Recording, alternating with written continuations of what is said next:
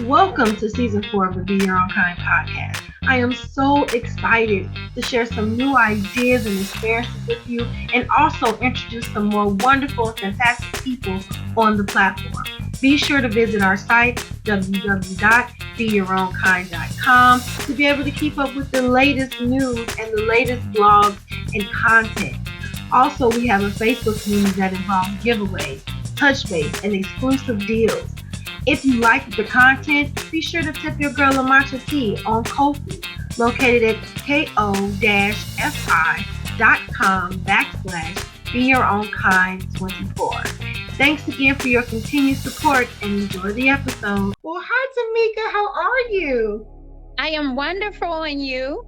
I'm doing great. I'm doing great. Like I told you, I had a tonsillectomy 3 weeks ago, so it feels amazing to jump back in. To use those lungs again, right? Yes, yes. I've never been that quiet in my life. So tell us a little bit about yourself. I'm Tamika Hill. I am a therapist, licensed clinical social worker, also known as your Roba Real Therapist. I own 2 private practices, one in Evergreen Park, one in Park Forest. I work with 3 other therapists. I have a nurse practitioner on the team as well to do medication management. I also have a second company, T Hill Consultant, where I do speaking and training for mental health in the workspace. And I also host events for couples. I actually have one coming up for couples, but it's sold out. It just empowering couples, men and women. So I host different events. The one I'm probably most known for is Beautifully Broken but Mending Well and Mending Well. I love that. I love that because all of that needs attention.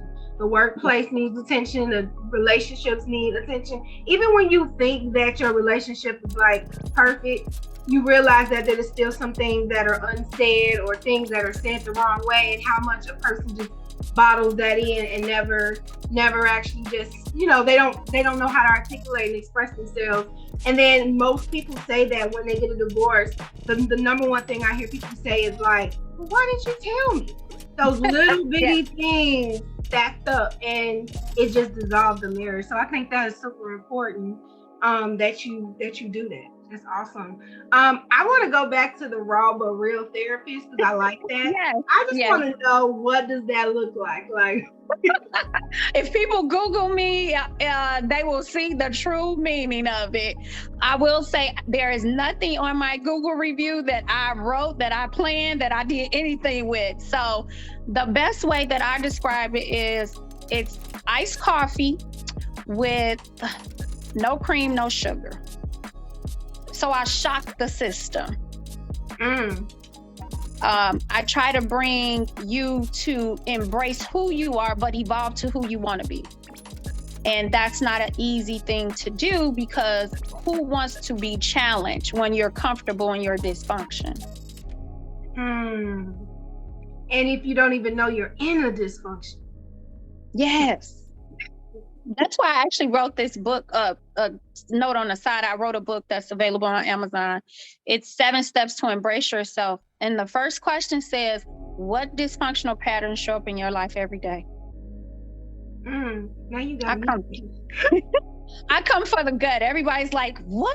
Like, you didn't even just say hello. You just throw it out there. It's like, yeah.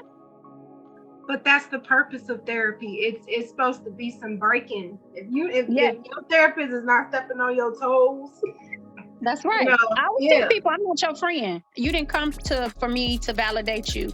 You came here because you were sick of you.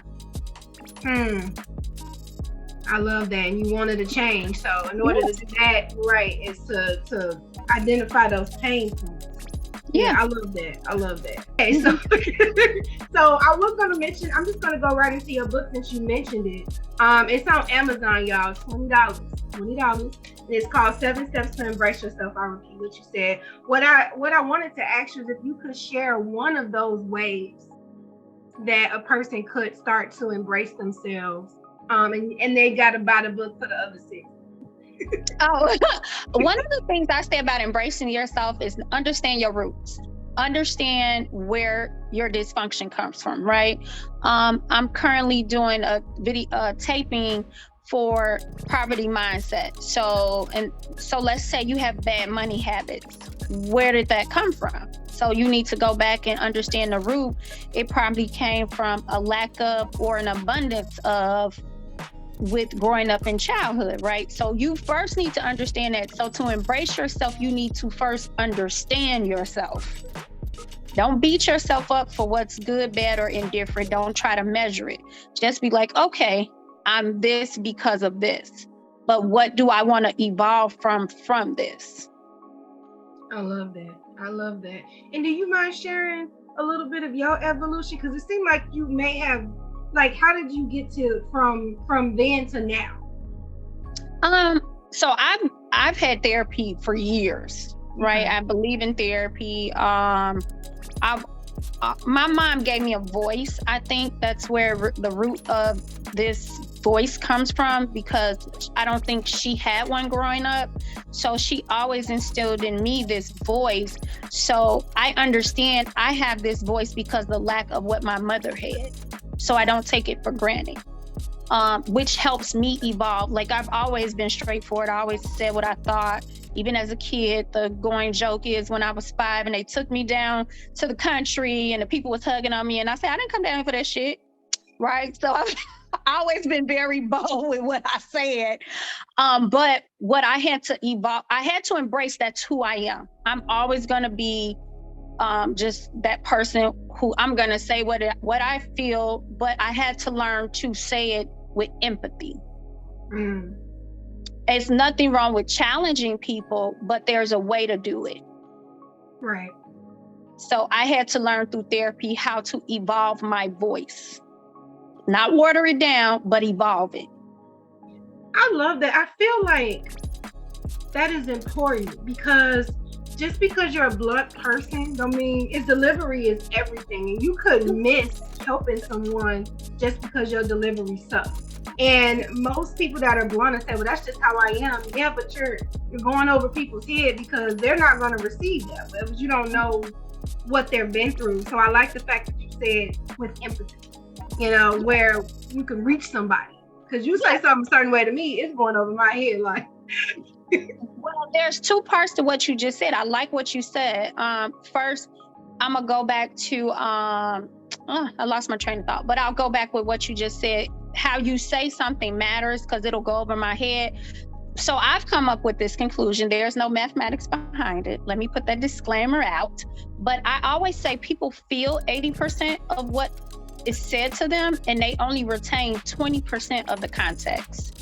So you can spit real good knowledge and wisdom, but 80%, I felt it before I heard it. So depending on how it made me feel, right, is going to depend on how I process what I heard. Oh, the second part of what I was going to say, which is people always come, Tamika, that's just the way I am. No, it's not. We all, even me being a bold person, came from my mom always saying, speak up, what's wrong, use your words. That came from her giving me a voice. I wasn't just that way. She made me that way, or help, I guess, embody that personality in me. We are never just this person. We developed into this person. So I always challenge people when they do use that, oh, I'm just this way. No, what made you this way? Right. It could have been something at an impact when you were a kid and you went into what you knew to be a kid that kept you safe. So you may be a defensive person because when you were a kid, people hurt your feelings. So you took your kid mind and came up with a kid coping skill, which was probably to ignore or to lash out. Right. Which could explain why people like 40, 50 still be lashing out. Because I'd asked the question to my mom, this is off subject. I'm like, do we actually ever grow up? True question. I think if you don't understand your roots, you won't.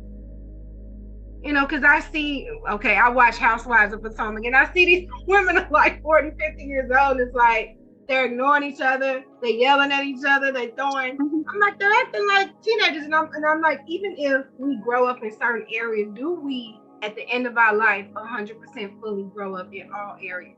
Because you could be strong in one sector and just like 5 years old in another. Like, what do you think about that? I feel like if you don't figure out why you emotionally react to things, you don't evolve. You're stuck in whatever time that happened that you developed that coping skill, negative or indifferent, to react to whatever, right? So most people deal with abandonment, rejection, lack of validation. And then as an adult, it screams like, oh, you hood, you ghetto, or why you so mad? Why those behaviors come off as that, but really the root of them are abandonment, rejection, insecurities. If we don't understand the root, we can't evolve to grow up. That's true. That goes back to knowing your dysfunction. I love that. Mm-hmm. Yeah. When you say you have a voice, I think about. I'm just gonna go back to my surgery. So I talk a lot. I'm loud. I've always been told I'm loud. Now I don't care because I have a podcast and I talk on it. So I was made for a reason. But for those 3 weeks, when I was trying to articulate what was hurting, like my husband asking me questions or my mother asking me questions, it got frustrating for me because I couldn't articulate how I felt.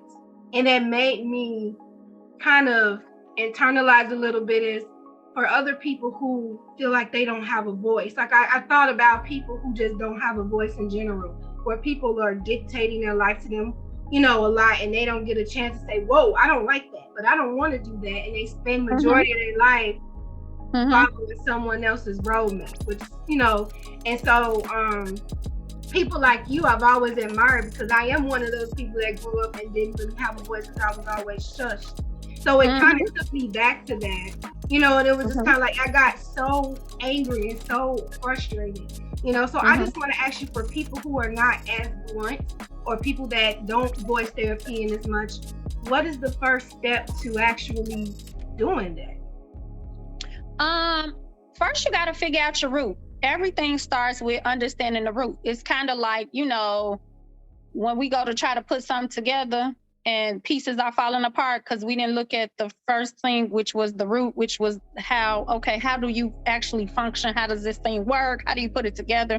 You got to understand your root. You got to understand where it came from. And then you get to develop, once you understand where it came from, then you begin to buffer it.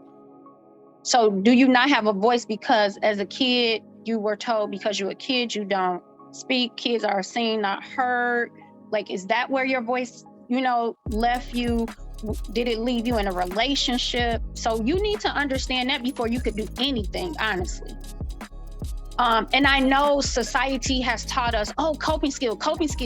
But if you don't understand the root, it's just a Band-Aid on top of it. Right. Exactly. As soon as you're gonna take the Band-Aid off, you're gonna start picking at it, it's gonna scab back up and then reinfect. And I agree with that because I got triggered within those weeks that I couldn't articulate what I wanted. It took me back to when I didn't have a voice because I worked so hard to have one, and so it made me feel like you need more healing because you obviously cannot talk, like, and this is triggering you. Yeah, it is. And that's why you gotta heal that. Because even though you have a voice now, right, you want to make sure your voice is effective and not just another reaction because I am grown and I have a voice now. You want to make sure that it's an effective voice, not just a voice out of what I didn't have. I like that. Okay, Rubber Real.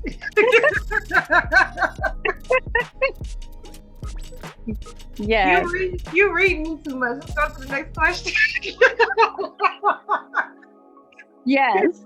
But all jokes aside, before we get into some more topics, we're just gonna take a little bit of break for our sponsor, BetterHelp. We'll be right back.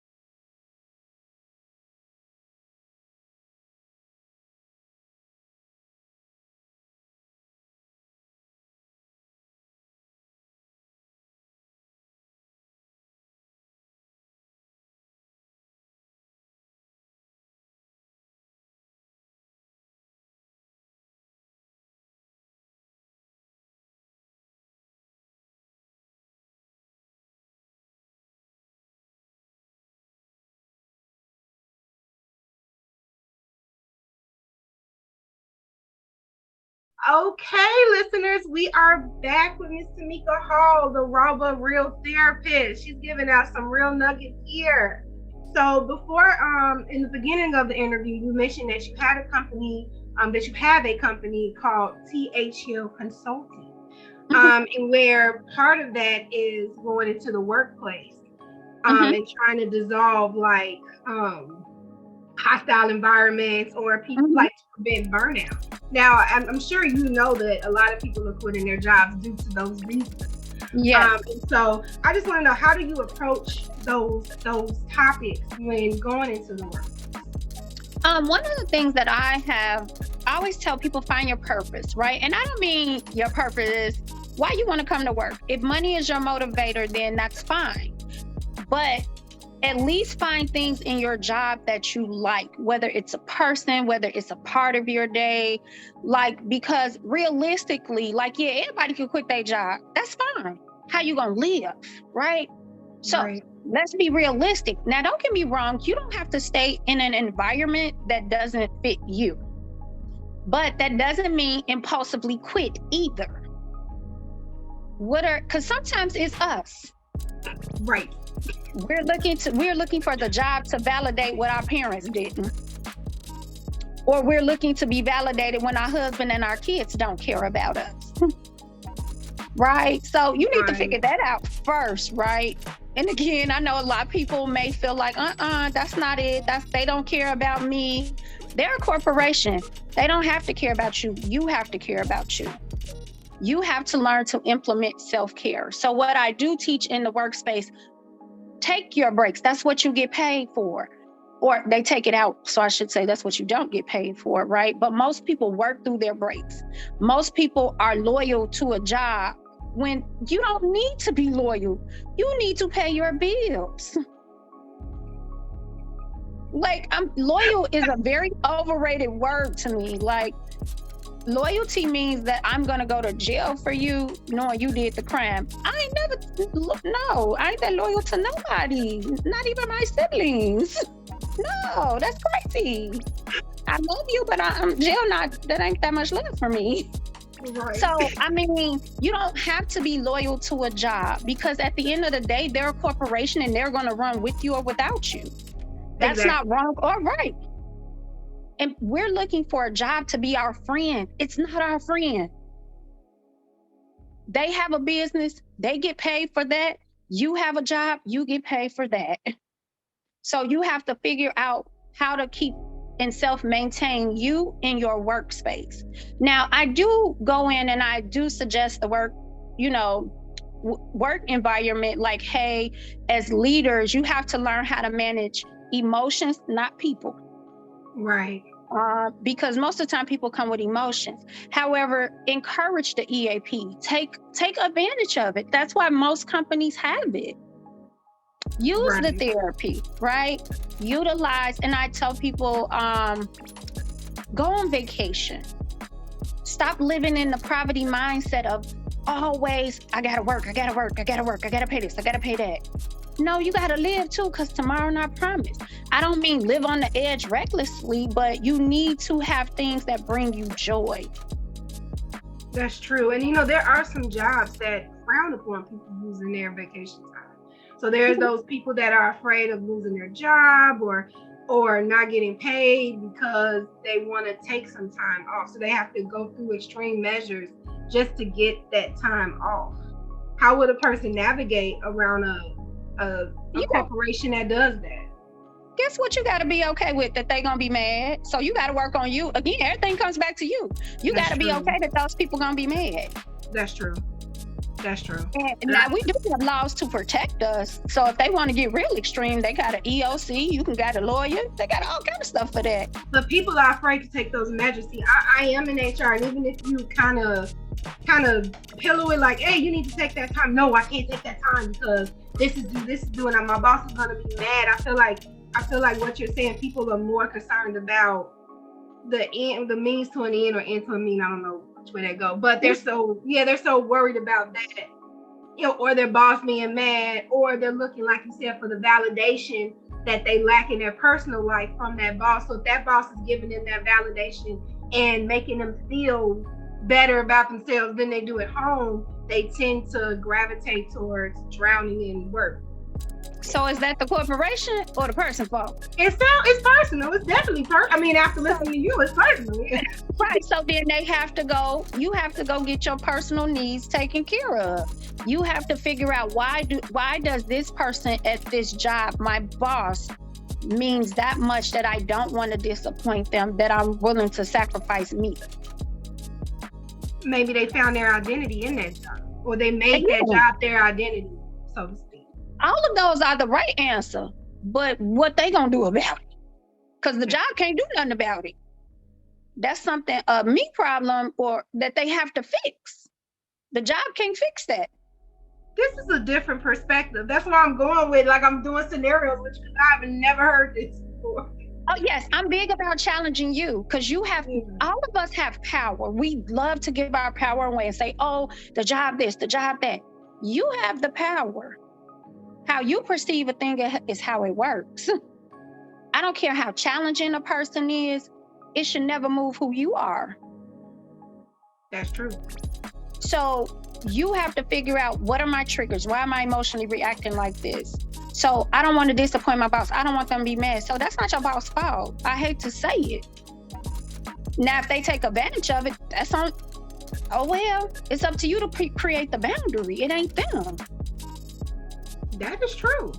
All of this is true. I've just never heard this perspective before. It's always mainly it's on the job. It's the job's responsibility to make sure that they're happy while at the job. Or make sure they're mentally sound, or it's balanced. And, you know. It's your job to make, if it's your job to make sure you're happy first in a relationship, everything else, and I mean every relationship. So that starts with your intimate, it starts with your friendships, your family, and your workship. Any relationship, it's your job to know what makes you happy first. 2, it's your job to do those things. 3, it's your job to create those boundaries. That's true. So what is your approach towards management? People that, because you have management that take their problems, come home and, dish it out on the subordinates. Again, I ain't gonna receive your problem. Your problem and my job are 2 different things. Right. Okay. So again, you have to have boundaries. Because you could talk all crazy all day. That's not gonna bother me. Okay, when you done talking crazy, what's the task that you trying to get me to complete that's within my job description? And that also goes with knowing your policies and procedures. Know where you work at. Now, I'm not sitting here saying that you have to be abused. That's not what I'm saying. But you don't have to be triggered because somebody else is emotionally unstable. That's true. I always tell people, what's the worst that can happen? You get fired, you'll still live. Yeah. Go get unemployment. Oh, I know you want to touch upon mental health. And so with it being the holidays and the end of the year, people have the holiday blues or end of year blues. Just want to know if you can give any tips to anyone that may be experiencing that, and how can they come? I would say, one, embrace what you feel, normalize it, right? But don't sit in it. So my mom is deceased. So yes, I have moments of sadness, right? But I cannot stay there. But I cannot ignore that feeling. So acknowledge, embrace, proceed. I like that because I always tell people, I feel like you make it worse. The harder you trying to fight how you feel, so I feel like the bigger it gets. It's just snowball. If I feel like yelling and I don't feel like being bothered and I just want to lay in this bed all day, I do sit. Amen. So we have a signature question here at BYOK. And the question is, if you could describe yourself in one word, what is it and why? Sunshine. And why? Because sunshine gives you life, it's vibrant, it makes you feel good, but at the same token, it can be brutal. Because when you think of the sun and Nevada in Las Vegas Strip in the middle of July, it can be brutal. So it can bring you joy, but it also can be a little blunt. So that's me. That I'm very vibrant, but I'm also a bit, I could probably, if the person who doesn't get me or is not my, because I always say every therapist is not your therapist, and you got to be okay with that. And every therapist has to be okay. They can't service every client because personality types. So I definitely know I can be a little brutal or blunt, if you want to call it that, which is the sun. And it can be draining. Because I do know I could be emotionally draining to people once I start tapping into those roots. And after a session with me, you feel drained, but relief. I like that. I never saw the sun as brutal, but you are correct. It is brutal if you're in it for way too long. It changed you. It makes you different colors. Right. It's so brutal, right? And you don't even notice it. you take off your bra line is different. Like, whoa. See, that's me. I'm peeling off layers, making you a whole different person. So Tamika, do you offer virtual sessions or is it all in-person sessions for your patients? So for me, because I really don't do virtual, but I do have a program under T Hill Consulting where I do 2 20-minute sessions a month because everybody doesn't necessarily need that hour. And what I don't want to do is be the person who's so booked up you can't reach, right? Mm-hmm. So I came up with that as an alternative and then also as another affordable way, as well. To a different approach for therapy. I call that more of a coaching, accountability partner. I'm the bridge between life and therapy with that particular subscription. And I'm also coming out with, I just did a vision board party, and you'll upload, and mine is very different because I don't believe per se in vision boards. I believe in vision with plans. So I wrote another book or planner. It's called Manifest Your Vision with the Planner, because everybody's always like, I'm the queen of manifestation. By the time I say something, it's done. But people don't realize I only speak when I have a plan. So I may not just give my plan out at the time, but I always say this is going to happen because I've set and developed a plan before I spoke about it. And half of the time, the downfall to vision boards are the pictures are pretty, it's all glitz. A lot of times we put them on poster boards. So what I did, the concept of what I did for this group was I put it actually in a beautiful picture frame. And you can put this up. Actually, I do have some pictures they sent me. They're in their living rooms, their offices, because it's a really nice picture frame. But it had to be specific goals. They couldn't be general. So for example, if you said, I want to buy a house. That sounds like a really huge goal, right? But nope, we started at the bottom. The first thing is identify your debt. Right. Identify your savings, identify your budget of what you can afford. Then, like each month was such a different step. People don't realize visions are big, but it takes small, consistent steps to actually manifest anything. So I will be offering a plan where to keep people accountable in this new year for their plans. With that would come with an hour session and then homework to keep you accountable, because I'm big about homework. Okay. Well, yeah, because like you said earlier, people don't retain everything that you're saying. So it's like, nope, take it home, think more about it. Yes, I tell people you can record a session with me. I need you to be taking notes. Everybody looking for me to take the note. I am not the therapist who's sitting here writing notes. I always tell people we both came to work. So I'm not going to be the therapist where you know how people got that thing now. You can lay on the couch and you think you tell me all your problems. You're not going to throw that trash on me? No, that's not what this do. We going to work together. We both showing up. Because I always think about therapists where they're sitting and you kind of get dumped on all day, right? Like, how do you shake that off at the end of the day? You don't seem like you must think what I said in the beginning. I ain't getting dumped on. That's what I'm saying. I'm like, you don't even pick it up. No, you came in here because you want some resolution. So everything, as you even said when we were discussing about the workplace, and you know how most people are used to the workplace supposed to do this, and I threw it right back. Now, what you gonna do? So there's one of my clients who mocks me all the time. She said my favorite word is I will sit and listen to everything you said, and I'll be like, so what you gonna do about that? That's literally probably my response to everything. Well, you holding a person accountable, and I feel like, I don't know a good way of saying this. I feel like right now, especially on social media, it's band-aid this. Like I just saw a Netflix show about what is it, benzos or Xanax and things of that sort. Oh yeah. And how it's just a band-aid. You're not really like figuring out what the problem is. There's no solution but to medicate. And so there was like, even though it's great to have those things, it's also good to figure out, like you said, the source and hold yourself accountable or raise your awareness. But if you stay on the pills, it kind of impairs that part of the process. Yeah, well, again, I also worked in the hospital. I used to do crisis. I did a whole lot of stuff, right? So one of the things I would always tell people, I am not pro-medicine. I'm not anti-medicine.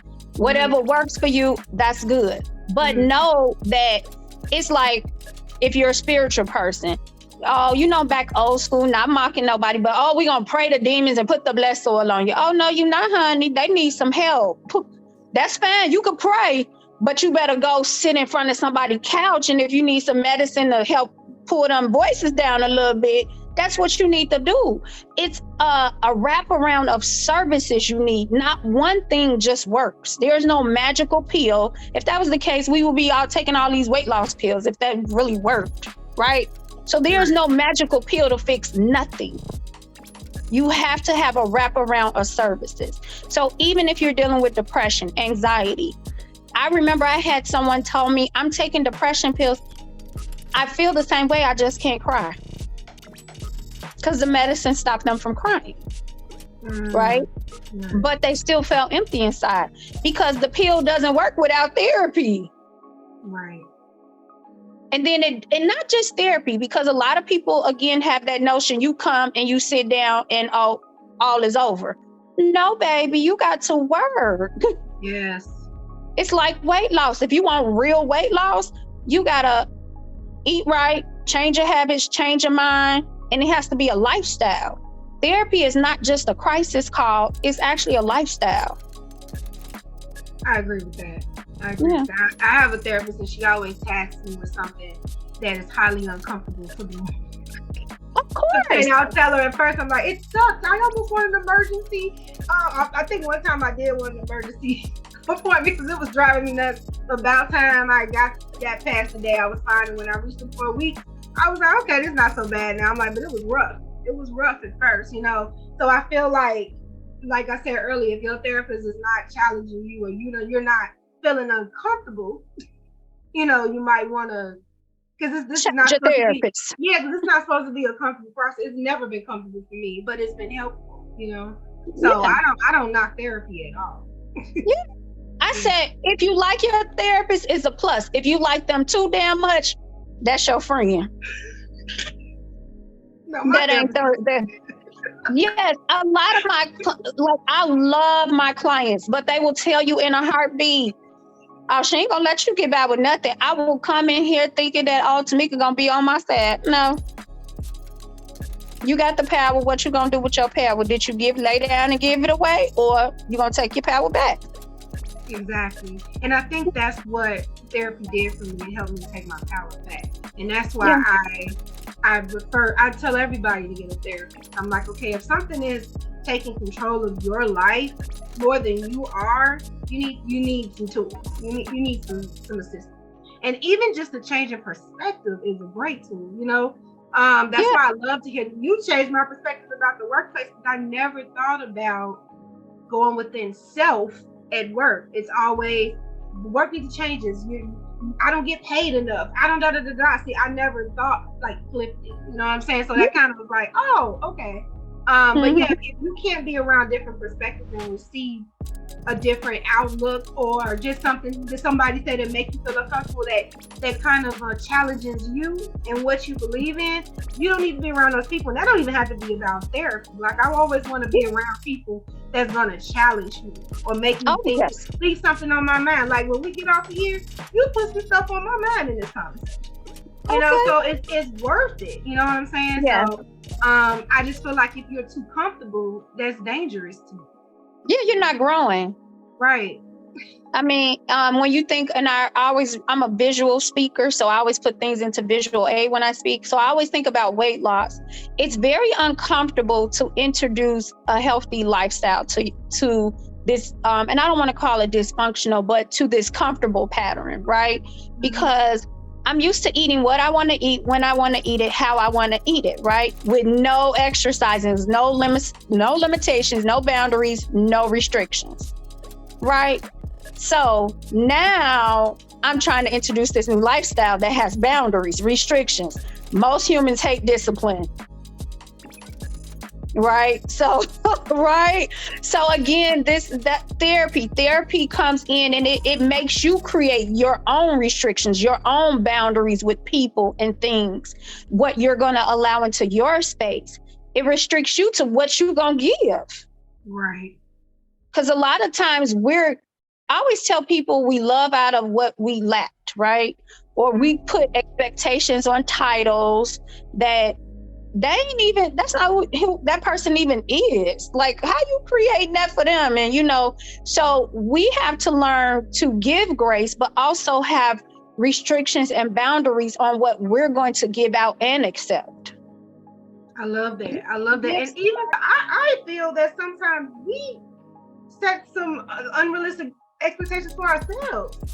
Oh God, yes. Most people are unrealistic with themselves. I always say you got magical thinking or something going on with yourself. Like, what makes that real? One of my favorite things, is that a feeling or is that a fact? That's how I departmentalize stuff. Like, this is real. Right. Like, if it's a feeling, no, if it's a fact, I always tell people, where your evidence? Well, I feel like they did that because they looked this way. Where's your evidence? Where's that look that concrete said that that's what that is? If it's not, then it's a feeling you just made up in your head to validate what you want it to be a fact, because it's not a fact. It's a feeling. Well, emotions will make you feel or make you see or interpret things that are not. That's why I had to do it. Like, wait a minute.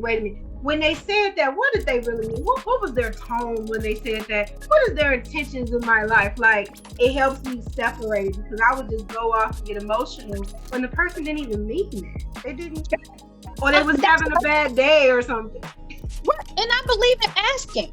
We do not know. I always say, because people love to say they have effective communication. Half of them don't. Effective communication is clarifying, one, what you heard, because if you know that you feel half of what a person says, then you already know you need to go back and clarify some things that was said. Right.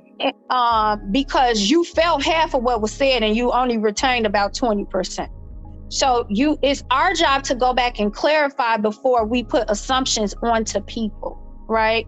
And then allow that person to confirm or deny, that's not what I'm saying. And then once they confirm what they are saying, then you verify it again to make sure you have a clear understanding. That's effective communication, because both parties have solidified what they were saying.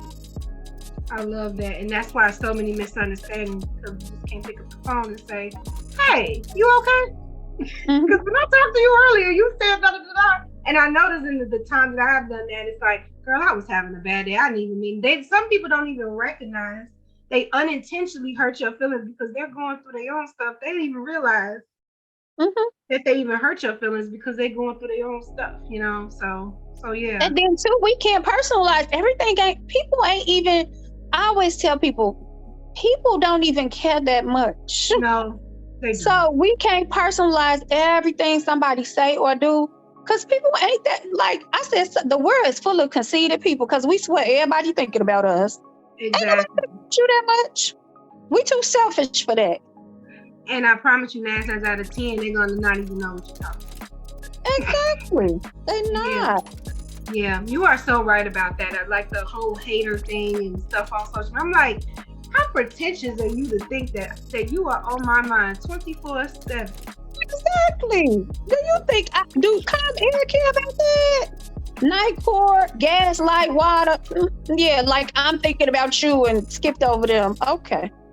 Sure thing, but I feel like that's the sense of projecting too. Projecting how you feel about who need yourself. validation. Yeah, on others. Yeah. Yeah. We don't really went off talking, but I love this. Yes. I'm okay now. I can flow with whatever. Where do people find you if they're looking for a real and raw therapist? So right now, because I'm at my limit in my private practice, like I said, they can go to they can look, of course, on Step by Step, the spa for your mind. But right now, if they would like sessions with me, thehillconsultant.com. And always the easiest number in the world to call, 708-800-1138. And I'll repeat it twice, 708-800-1138. I like it. That is really easy. Yes, it really is. Anything else you want to add before we end? Yes, I would love to just give people a tip, because I know we're going into the holidays and you're going to be around some family members that you got some beef with and you ain't really spoke to them, or you got problems with people that you ain't saying nothing about and you holding it in, and then if you get a little tipsy, you going to go over the edge, and such say this to me, if they don't buy my baby no gift, we have all kind of stuff made up in our head. Before you enter any situation that you think is going to make you uncomfortable, don't go. Don't create false narratives that are going to happen. Go in with nobody's going to move my emotion. No matter who it is, just because you blood does not mean that you are friends. So stop thinking because this is your mom, your dad, your cousin, your sibling, that they supposed to be a certain way or gonna do a certain thing. Like, don't create false expectations for people off of their position or title in your life. So no arguing at the dinner table, no slamming the door. We're not talking for another 6 months. And to just piggyback off the grief we spoke about earlier, normalize your emotion. If you said, you said. It's okay. If you angry with God, be angry. Tell him it's okay, but just don't sit in it. Acknowledge it, process it, and then proceed. Don't let it take your whole day, because whoever is gone, they in a whole nother world, in a realm, in a spirit. They not dealing with what you're dealing with. You have to allow yourself and allow them to have peace with what happened. Whether it was right or wrong or indifferent is irrelevant to your emotional space, and also letting them be at peace. Right. These are some good nuggets, Tamika. Thank you so much. That's needed, because that's real. Fighting against it, like, I don't really want to be around, but I got to go out of tradition. I got to go out of obligation. Yeah. And I always say, I'll leave you with one more nugget, right? Titles and positions and expectations, right? Mm-hmm. I always tell people, like when you hear mom, what comes to your, when you hear brother, what comes to your mind? Funny and silly. Right. So you expect that your sibling should be funny and silly, right? Yes. But that may not be who that person is. Right. You know what I'm saying? So, like I always tell people when they use mom and dad, they have like people, and I hate to use Bill Cosby, but I am, because everybody had the Cosby version in their mind, regardless of what Bill Cosby did today, right? Right. He still played a part on TV. And people had a perception of him, right? Because of this title and position that he held, but that wasn't who he was. And we be mad at people for who they not, but we don't accept who people really are. You know what I'm saying? So everybody, we mad at our daddy because they don't come hug us. but that ain't even who they are with other people. Right. Like, you can't expect people to be something because of a title and your definition of the title. This is real talk. You're right. Yeah. Because we want people to take us as we are, but we don't reciprocate. Exactly. We be mad. Oh, my mama, she critical. Okay, girl, guess what? You probably critical too, because if that's your mama and you was born in the same house, you probably got some traits. You're right. My godmother told me a while ago, she said, when they do it to everybody, don't take it personal. Exactly. Yeah, like, and I keep that in my head. But the truth is, just because they have a title does not mean they're not a person. Exactly. The first thing you always hear people say, that's a mama, they shouldn't be doing, that's a daddy, or that's a boss, that's a manager. Managers are people first. Right. Parents, family, they all people first. Then they a title. Your journey is created, and then you acquire a title along your journey. But you were made way before you acquired that title, whatever that title is. Exactly. And that's where empathy comes in. Yeah.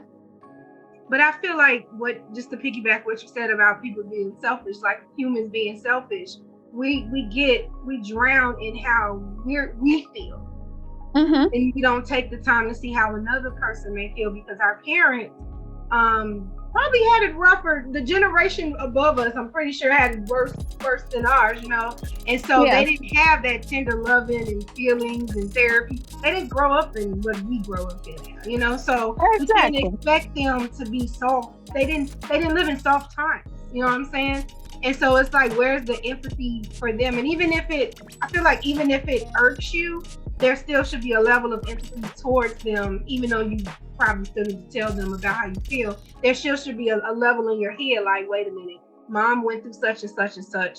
This is probably why she's like that, So I always say, if you love somebody, accept them for who they are, good with the bad, and if you're going to keep this person in your life, you're keeping all of them in your life. Yeah, so you have to adjust, in a sense, to some stuff, because some people just, they don't want to change, and if you love them, that's the version you with.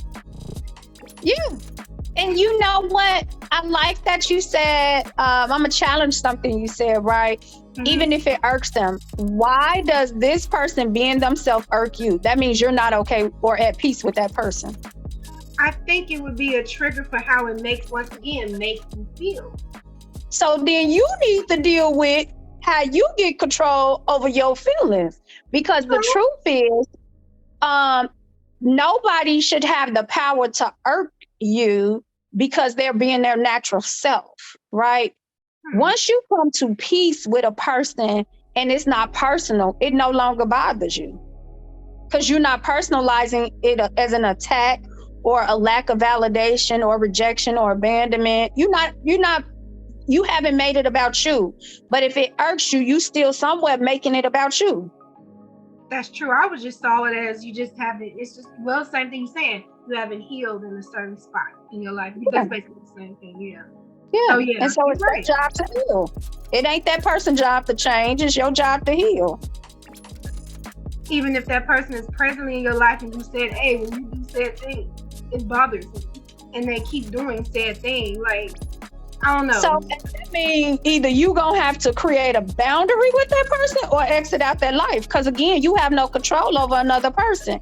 If I keep expressing to you something bothers me that you're doing, and we're in said relationship one way or another, I don't care who it is. That means that you're not willing to meet me halfway. That means I need to do something with that, not you, because I'm the one bothered. Because you cannot change a person. You're giving your power away if you're staying in any situation with whoever that may be and entertaining the foolishness. Facts. No rebuttal on that. No, you're right. You're right. Yeah. Okay. That's a nice perspective. He's like, okay, I'm done. I I No know I more. keep challenging you, and you like, no, it's still on you. It's still on you. Because the Yeah, only thing you can change is you. yeah, that's So true. that makes a lot of sense. But who I'm wants to free admit to it. that? Like, no, I just put on that person.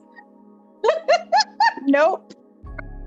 That means we got to change our dynamics. I don't care who it is. Look, because I've had people come and say, my mama do. Well, your mama not going to change, so what you going to do? So you may need to limit your interactions or your conversations that you know triggers this within her, so you're not triggered. Versus trying to get a validation and make her something she not going to care about. Ever. No. Ever. Yeah. So it's always back on you. Hey, the funny thing is you're just spitting words with me that I tell everybody else. I'm just like, I'm always shocked. But yeah, because I even say on Be Unkind, like everything begins and ends with you, you know? That's right. So, yeah, I mean, you can't be out of the equation when it comes to yourself. So you can't That's separate from yourself. You are with self all the time. Exactly, unless you're going to do some disassociation. Right. So you might as well get cozy with self. So I love the accountability, but some of the stuff you said, I'm gonna have to work on first. It's good. It's all good.